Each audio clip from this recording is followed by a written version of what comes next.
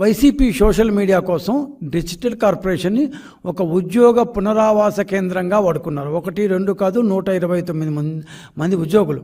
దీనిలో ఇంకా తమాషైన విషయం ఏంటంటే ఐ డ్రీమ్ అనే ఒక యూట్యూబ్ ఛానల్ నిర్వహించే ఒక వ్యక్తికి అదే రకమైన అదే డొమైన్లో ఉన్న ఒక ప్రభుత్వ కార్పొరేషన్కి ఏ విధంగా చైర్మన్షిప్ ఇస్తారు? ఇట్స్ కాన్ఫ్లిక్ట్ ఆఫ్ ఇంట్రెస్ట్ కదా.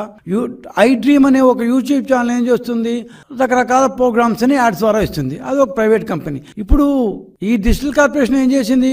గవర్నమెంట్ ప్రోగ్రామ్స్ని యాడ్స్ ద్వారా ఇస్తుంది. సో వీళ్ళిద్దరు చేసే పని దాదాపు ఒకటే, కానీ ఏ రకమైన కాన్ఫ్లిక్ట్ ఆఫ్ ఇంట్రెస్ట్ అనే చూడకుండా జగన్మోహన్ రెడ్డి గారు ఆయనకి పాపం వాళ్ళకి ఇవ్వాలి అంటే అసలు ఆయన దానకర్ణుడు ఇచ్చేసాడు అన్నమాట. So Chinna Vasudeva Reddy has become the chairman. I dream Chinna Vasudeva Reddy has become the chairman of digital corporation. So వీళ్ళు ప్రభుత్వ డబ్బును యథేచ్ఛగా వాడుకున్నారండి. 4వ తేదీ రిజల్ట్స్ వచ్చిన గంటల్లోనే వీళ్ళందరూ సగం మంది దాంట్లో రిజైన్ చేసి వెళ్ళిపోయారు. అంటే అప్పటిదా సంపాదించాము, ఎట్లా గవర్నమెంట్ పోయింది, ఇంకా దీంట్లోని మనం ఎట్లా చేస్తారు కదా, ముందే మనం చేసేసి ఈ దేశం నుంచి ఆయన ఉండేది కూడా ఇక్కడ కాదు, ఆయన ఉండేది యూఎస్లో ఉంటాడు. ఆ యూఎస్కి ఆయన యూఎస్ వెళ్ళిపోయాడు, ఎక్కడ వెళ్ళిపోయాడు తెలియదు, ఈ చిత్తూరు అనుకుంటాను.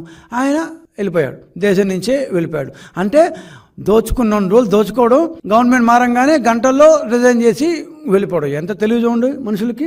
సాంప్రదాయ న్యూస్ పేపర్ యాడ్లు సాక్షి ద్వారా ఇస్తుంటే గూగుల్ యాడ్స్ కోసం కొన్ని కోట్లు ఖర్చు పెట్టాడు ఈ మహానుభావుడు. వెరసి డిజిటల్ కార్పొరేషన్ ఒక అస్తవ్యస్త వ్యవస్థలాగా తయారు చేసి దోచుకున్నారు.